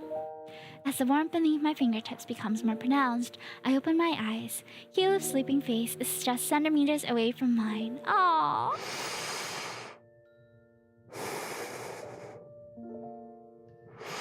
Yes, guys, we're spending CMY cozying up to Gege. Can't complain. This is exactly where I want to be. I realize half of my body is draped over Caleb's chest, and my palm rests on his collarbone.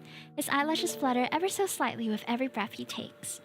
As the reality of our positions sink in, I don't move in case my breath disturbs this moment. I don't think we were like this when we fell asleep last night. I slowly lift my head and try to move away, but Caleb is fast asleep and unaware of my movements. His eyelashes are still as long as they were when we were kids. After watching him for a moment, I poke his chin. He doesn't stir. I guess he's out cold.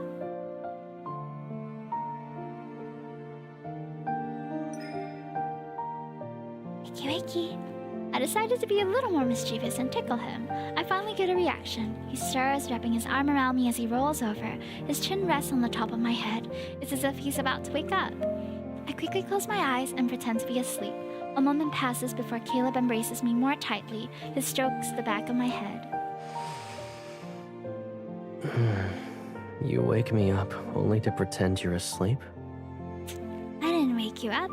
It was the birds. Birds aren't that mischievous.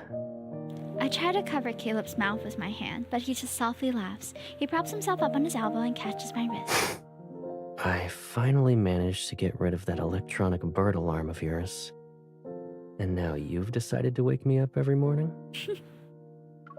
So you still have a grudge against my bird alarm? It wasn't that bad. Our faces are so close that our noses are almost touching.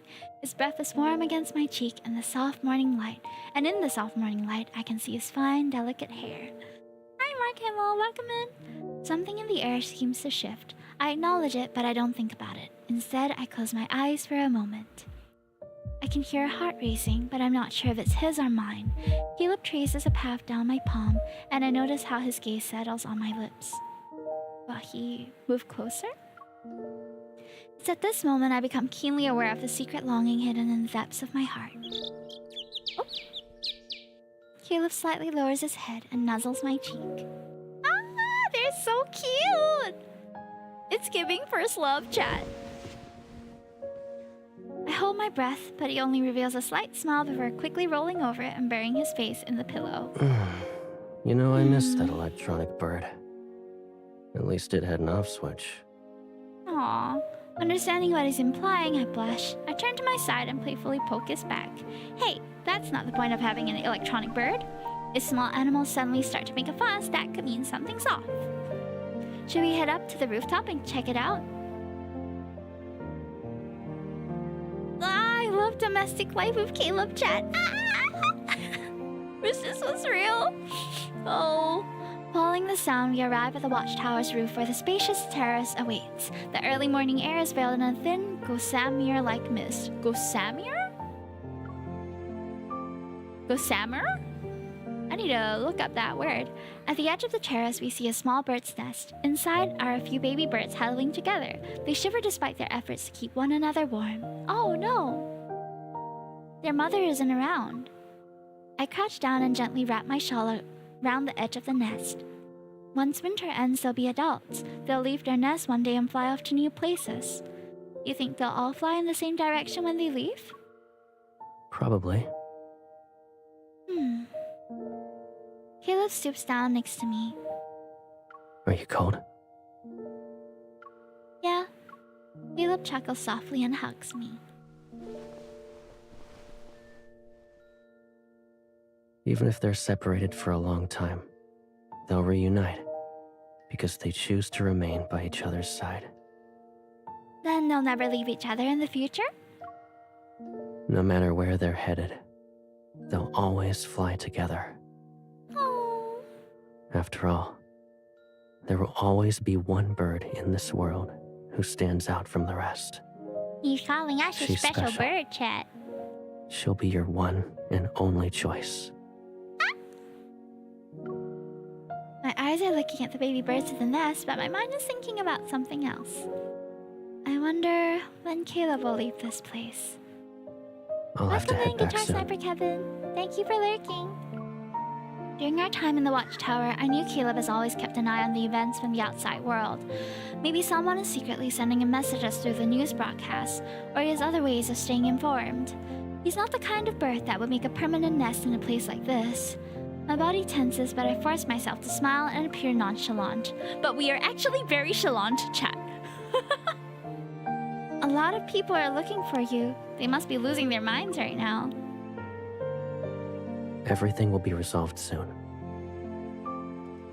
He's always up to his little secret antics, huh? Light spills across the river and bathes the rooftop in a golden glow.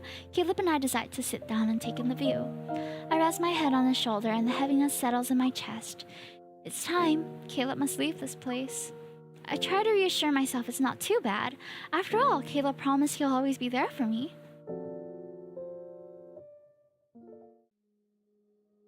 Back in the office, I readjust to the monotony of going home and going to work. Caleb still visits me, but we don't return to the watchtower. That's the only real change. It's another late night at the office. As I pack to go home, I find myself glancing out the window, my eyes drawn to the street below. Across the LCBI building and under the soft glow of a street light sits a black car. It's silently parked along the curb. I make my way downstairs as usual. I pause at the entrance, but after hesitating for a moment, I decide to approach the car. Mysterious car. Oh! I open the door. As expected, Caleb is in the back seat. He's engrossed with the data only he can understand on his tablet. You're here whenever I work late. Aren't you tired? And you're always right on time, too. Don't tell me you have an insider in the LCBI building. Don't worry. You're my one and only insider at the LCBI. I'm telling you, he has the I'm just security doing my room just part to make sure monitoring there us, aren't any more chat. annoying coworkers when I'm not around. Ever since Caleb returned to his government job, the political climate has become ruthless. A power struggle between opposing factions is playing out behind the scenes. You're so keen on handling my affairs. What about yours? Caleb remains silent. The car engine starts, and we slowly begin to cruise through the streets at midnight. I just wanted to see you. You can do that whenever you want. The people behind the aerosol attack at the club are trying to take me down. They'll stop at nothing to seize power. I'm completely in the dark about your plans and what you're going through, Caleb. If only... Do you want us to keep living like this? Caleb cuts me off. As we drive, the streetlights flicker. His profile shifts between light and shadow. You already know my wish. Our little chess game has reached the final round. But you keep facing new threats because of them, right? Answer me, Caleb. Yes.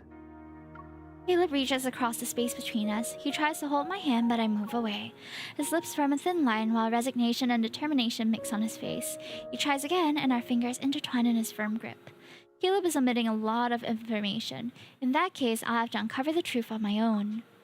With all those weapons in Caleb's base at the watchtower, maybe there's more to it than meets the eye.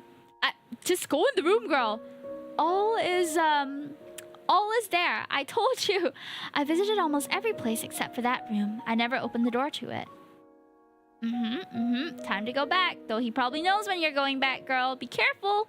It's been a while since I set foot in the watchtower. Everything is exactly where we left it. For a split second, I have the absurd notion that if I push open the door, Caleb will be waiting for me. I approach the room he never let me enter. I only want to see if the door is locked, but to my surprise, it opens. I told you! It's his secret stalker room! Ah! I knew it! He's a freak! As soon as I look inside, I freeze.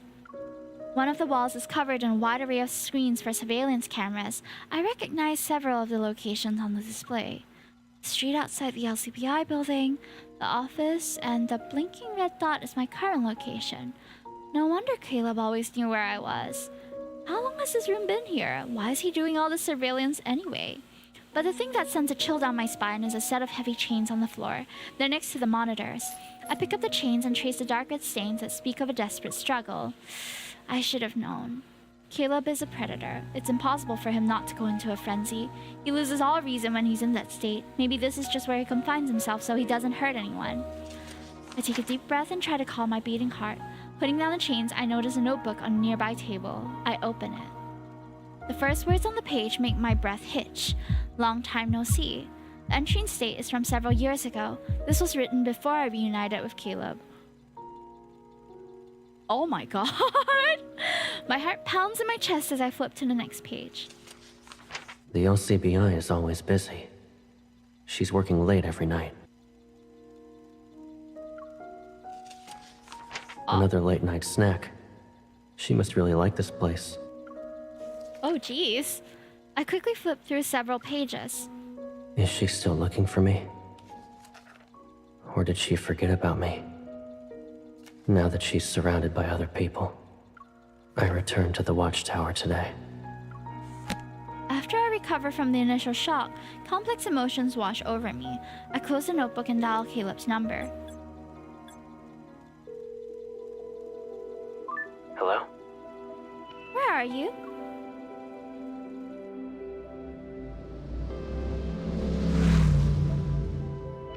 The streets are eerily quiet in the dead of night. I ride my motorcycle to Caleb's apartment. I run my thumb over the notebook cover one last time before knocking on Caleb's door. Ruh-roh. Hey! What's up? There are things you refuse to tell me about, so I had to find the answers myself. My unwavering gaze is fixated on Caleb. He notices my expression, then he sees the notebook in my hand. A resigned smile flickers across his face. Come in.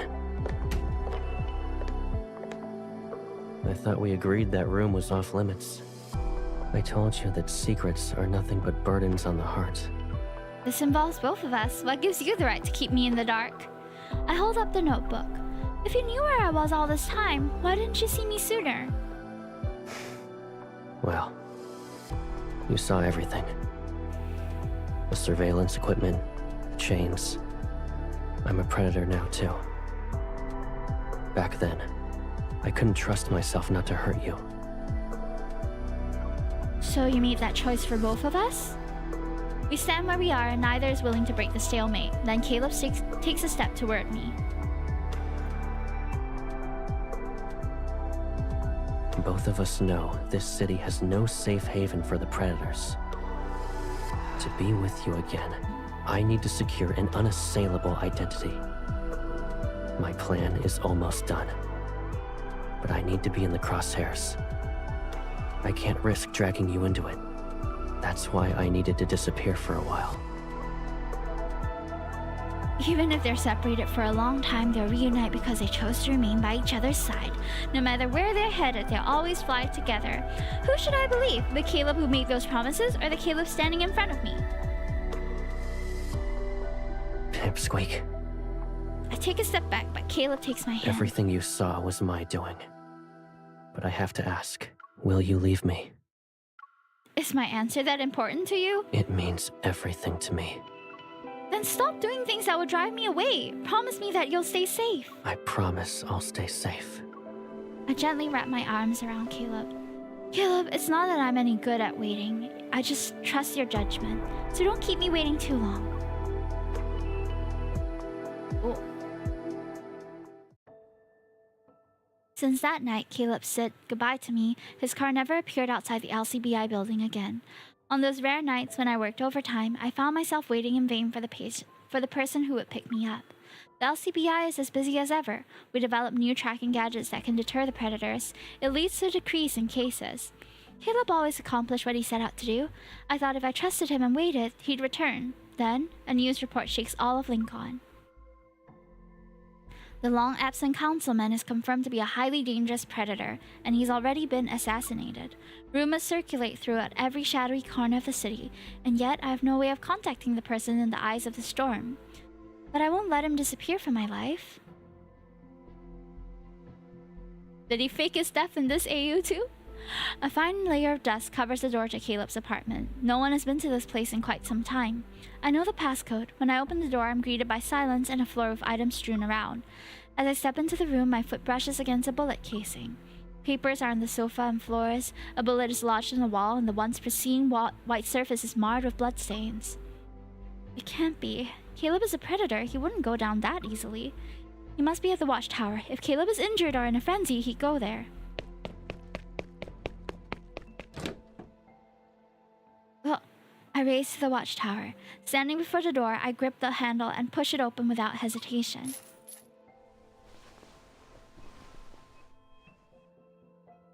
The rattling of chains echoes throughout the room. In front of the screen, Caleb is immobilized by several chains. He slowly raises his head. The muzzle gleams with a silvery sheen of the screen's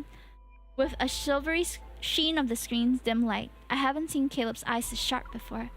He's injured, and despite the predators having extraordinary healing abilities, traces of blood still stain his arm. You figured out what happened, didn't you? So why are you here? You're the last person who should be in front of me right now. What about you? You promised to keep yourself safe, so why did you break it? Caleb, you're the one who owes me answers. I can't give you an answer to every question. I won't leave you here all by yourself. And you're wrong. I'm the only one who has every right to be here right now.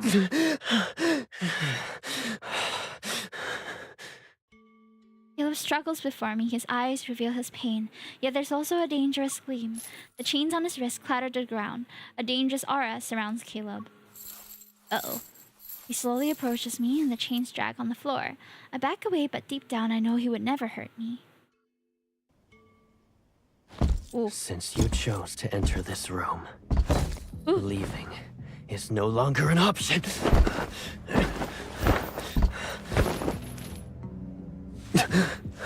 Oh, jeez. Put the collar on him. Okay, we'll go for both endings, okay? We won't avoid him for the first one. You know these can't hold me back. Ooh.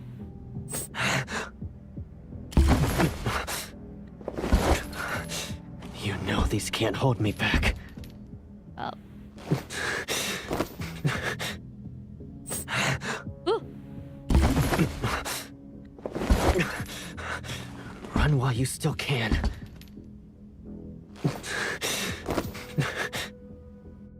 Ah.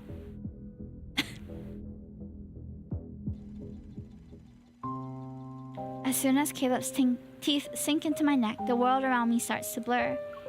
Shaking, I slump to the floor. The last thing I feel is Caleb's burning body against mine. His searing heat envelops me as my strength fades. My consciousness slips into a pitch-black void. Oh.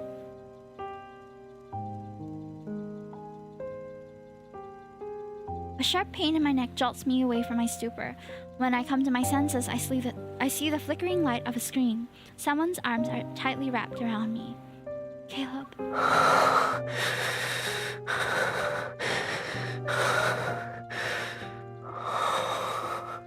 I'm here. His head is lowered and his pupils have become unnaturally dark. I want to say goodbye properly. Caleb, what are you talking about? I try to lift my hand. I want to touch him, but my fingers betray me. They tremble uncontrollably. Caleb's burning hand envelopes mine as he guides it to his cheek. He turns slightly and plants a soft kiss on my palm. I'm afraid you'll blame me later because I didn't tell you anything. Don't go. Desperate, I try to hold on to his hand, but it's as if he's slipping through my fingers no matter what I do. I might be in a frenzy for a long time. Wait for me. When I recover, I'll return to you. Don't. You can stay here, or you can let me come with you. I can't. You'll be in danger. Pulls me close and holds me tighter. I press myself against him. I try to commit every sensation, every breath of his to memory. But Caleb's presence begins to disappear. I try to grab him, but my fingers only brush against the hem of his top. What top? He's topless. Rest. When you wake up, it will all be over. Oh no. As long as you're here, I'll find my way back to you. Don't... Caleb, don't leave me, please. Wait for me. All I can hear now is Caleb's heartbeat, and then it slowly fades into the distance. The door closes with a soft click. He's gone. The world around me becomes pitch black. I fall once more into the depths of unconsciousness. Oh. I bought your favorite birdseed again today. The tiny fledglings have grown up. They're now crowding around the edge of the nest. Each of them wants to be the first one to snatch the food from my hand. Calm down, you guys aren't starving. After distributing the food, I sit down on the rooftop. The early morning light is gentle. It filters through the clouds and mist to spread across the river below. In moments like these, I often imagine another presence, perhaps the ghost of a companion sitting close to me or even embracing me. Caleb, where are you now? When will you come back? A gentle breeze rustles my hair as I gaze at the sparkling river below. Just as I've done this countless times in the past, I'll do countless times in the future. Oh no! Does he never come back? Ah! Well, that sucks. Oh no. Well, now to see the true ending, chat. Migrant birds is the end. Oh man. Alright, now we're gonna see what actually happens if we react in time. It'll take a while to load. I'm definitely not crying right now. It's so upsetting. What do you mean they can't be together? Stop. So sad.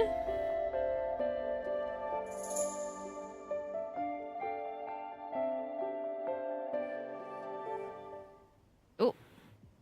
This time I'll be better. Ha! You moved. Where did all that courage go? It's giving clap. Haha, you blinked.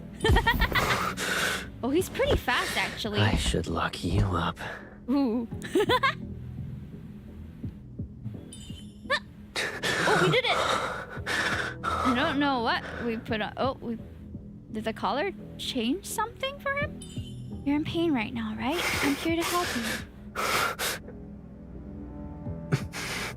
Oh, that looks like it hurts. This calms Caleb to some extent. I need to find the activator on his body. Whoa. I'm a little bit distracted. What?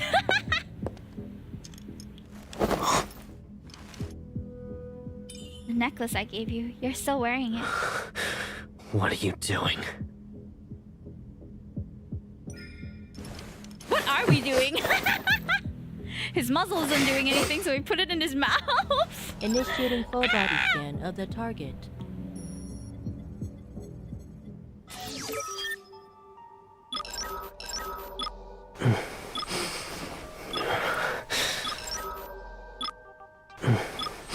What is this? What am I supposed... I forgot what I'm supposed to do. Am I supposed to keep it in the safe zone? We did it! We scanned him, I think. 2 suspicious areas detected. Ooh. Bite the dog tag, bite the dog tag. Is it on his face? Ooh. Am I a plaything to you? Sorry. Wrong place. I guess it's down here? Question mark?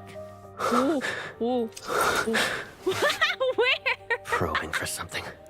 Yeah, the thing you asked me to look for, my dude. Caleb, you're the crate here. Don't forget that. Oh, she's fierce.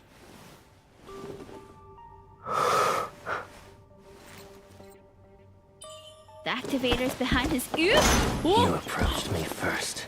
You walked right into my trap. Oh, no, don't bite me, don't bite me.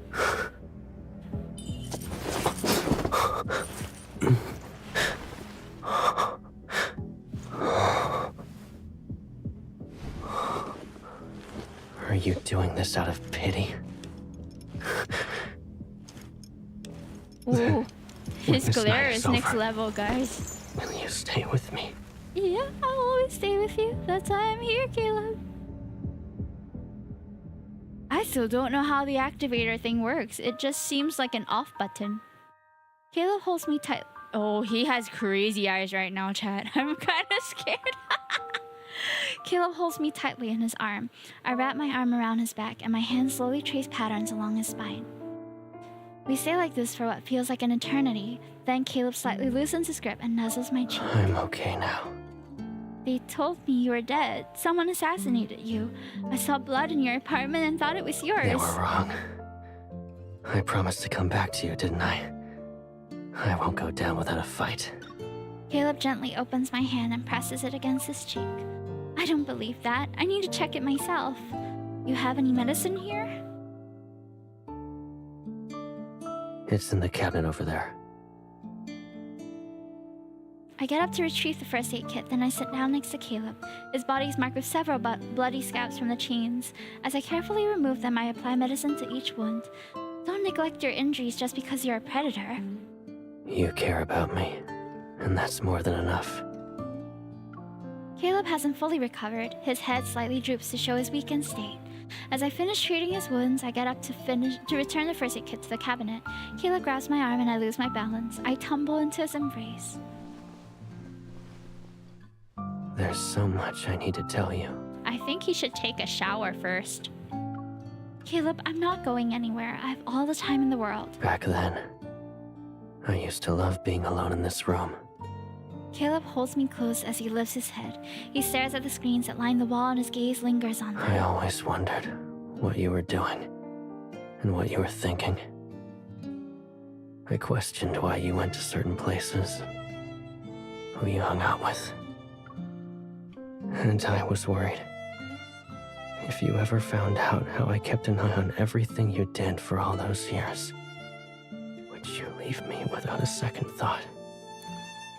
I think normal people would, but because we're crazy, we're not going anywhere. In fact, we're more attracted to you because you're a little bit off the rails. Right, guys?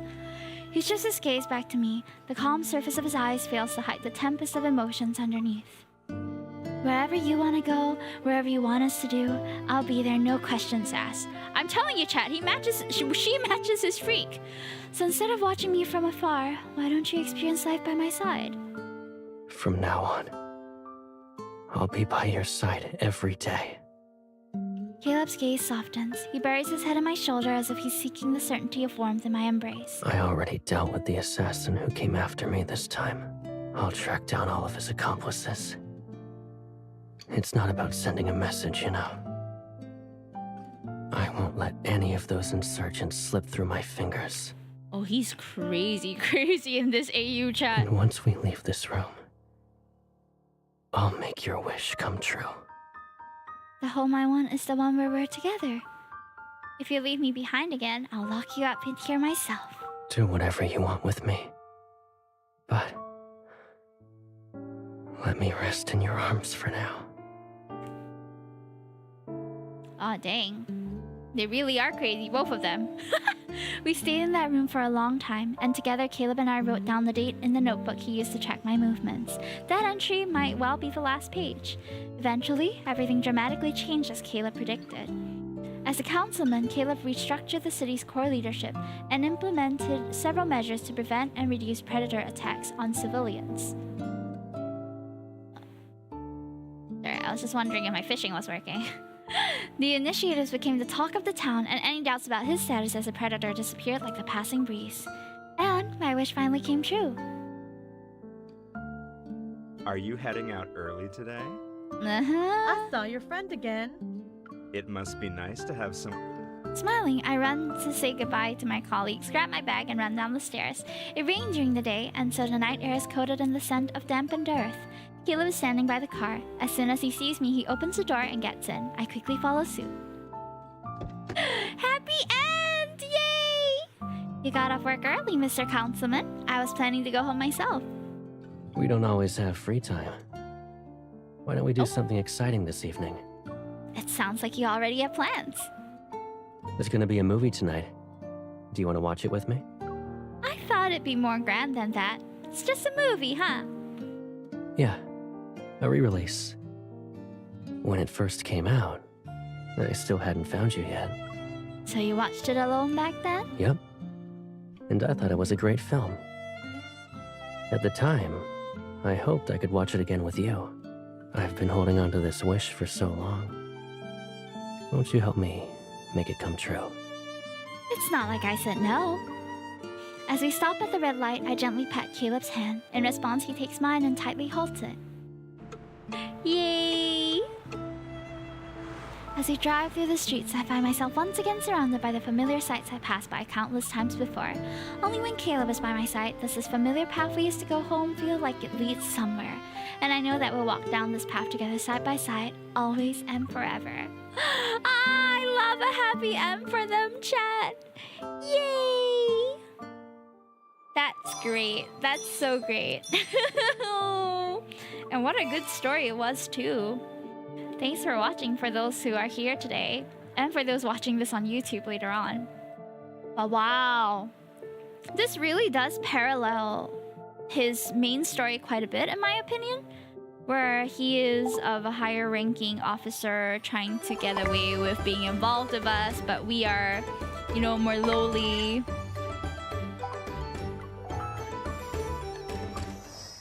Sorry, I felt like the music suddenly became too festive too fast. So I went back to the screen. Oh. But what do you think, chat? How is it? I'm gonna go Eeps. Bye-bye. See you. We're gonna go sleep in 5 minutes as well. Thank you so much for joining me today. This was a real... This was a nice like to-do that has been lingering on the back of my head for about a year now, and I'm so glad that we finally went through this card. It was a long one too. I think it was a good maybe 1.5 hours as I predicted, or 1 hour and 20 minutes or so, including both endings. I'm telling you, the cards in tomorrow's Catch 22 have a real length to them that has not been beat yet. So I'm really looking forward to when they start writing super long stories again. Although it's gonna take up a lot of stream time. I'm here too, Sergeant. No worries, no worries. Focus on your game. I hope you guys enjoyed the story that we got to play together. Thanks for the stream, Hime. Thank you, Nat1, for being here. Thank you for the stream, Hime. Thank you, Troy. So guys, I was also doing my... I was also doing some of our birthday YCH art, right? And I realized that there were quite a lot of spots that are still available. So I'm going to be opening up this to anyone who donates 35, the same tier amount that was required to be involved in the first place. So all these friends were people who have contributed around $35 last month when we were celebrating our birthday, but I still have about 4 or 5 slots left. So if you would like to be a part of our birthday banner this year, do consider donating to the Ko-fi. Will probably be adding those who are my Carrot Club people. Weightless Paradise. Hey Pilot Wingo, welcome in. Weightless Paradise, what's that? Oh, you mean the song that we're listening to? I honestly don't remember the names of the tracks, but they're all so good. Title of the song, yes, good stuff, good stuff. So we just finished Caleb's Tainted Cuts, which was from the last year's Tomorrow's Catch 22 banner. I played all the cards except for Caleb's, I recall. And Raphael's. I haven't played Raphael's, but that's because I didn't manage to pull his card. But maybe we'll experience his card one of these days too. So yeah, guys, before we go, tomorrow night we're going to be playing Date Everything. That's going to be at 8 p.m. GMT plus 8. Right now it is almost 10 p.m. So about 2 hours prior to this time that you're seeing me right now. And oh, let me remove this filter. There we go. There we go. Shish. And if you want to be a part of the birthday banner, it's not too late. We still have a few more slots left. I'm going to be including my my Carrot Club bunnies also. And yeah. Let's see now. Where shall we go tonight? I don't know if anybody's streaming Love and Deepspace today. Thanks for the water. Oh my gosh, yeah. I realized I have not drank water today.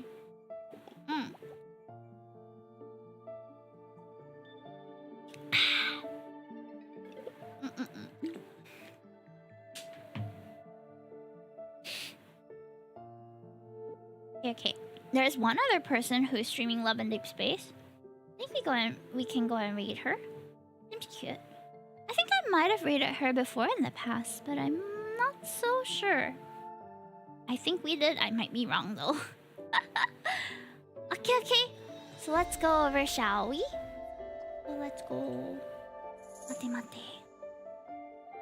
Time as a rerun stream, believe. Oh, wait. So it's not an... Oh, she's not live. Oh, she's in Japan. Oh, you're right. Yeah, so that's what it meant. I see. Okay, in that case, let's go somewhere else. Let's go and see if anyone's playing Date Everything, which is what we're going to be playing tomorrow. Let's see now. Date Everything. Okay, there are a couple of people who are playing. I happen to know one of them. They have raided us before, I believe, a while back. This is... Okay, she just started stream. This is Belle Mythos, a Blue Moon Alchemist certified yapper artist and super scuff artist. And super scuff gamer, sorry. Alright, so I do have work really early tomorrow, so unfortunately we're not going to stick around to chat so much. If you do want to chat with me though, we usually chat before we start the games. So if you want to join us for tomorrow's Thursday stream, it is at 8 p.m. GMT +8, and I stream every Monday and Thursday. If you want to know what am I streaming on the other weeks, feel free to follow me on my socials. Thank you so much for joining me today, guys. I hope you guys have a wonderful rest of the Chinese New Year week. For those going back to work, rest well tonight, and hope that you get enough energy for tomorrow. Eat good, stay hydrated, and I'll see you tomorrow night. Yeah! Okie doke. See you guys. I'ma miss you. I'ma miss you till tomorrow. Bye-bye. Night-night, Hime. Night-night. Thanks for chatting with me and for sticking around, even though it was a short period of time. I'm so sorry, Pilot. I wish we had more time to get to know each other, but I hope that we'll get to see you again in a future stream. Don't forget to follow so you see me again. Okay. じゃあね、またね。Good night. おやすみなさい。晚安，睡好。马上大音 is it 马上有对象？马上发财。OK， 拜拜。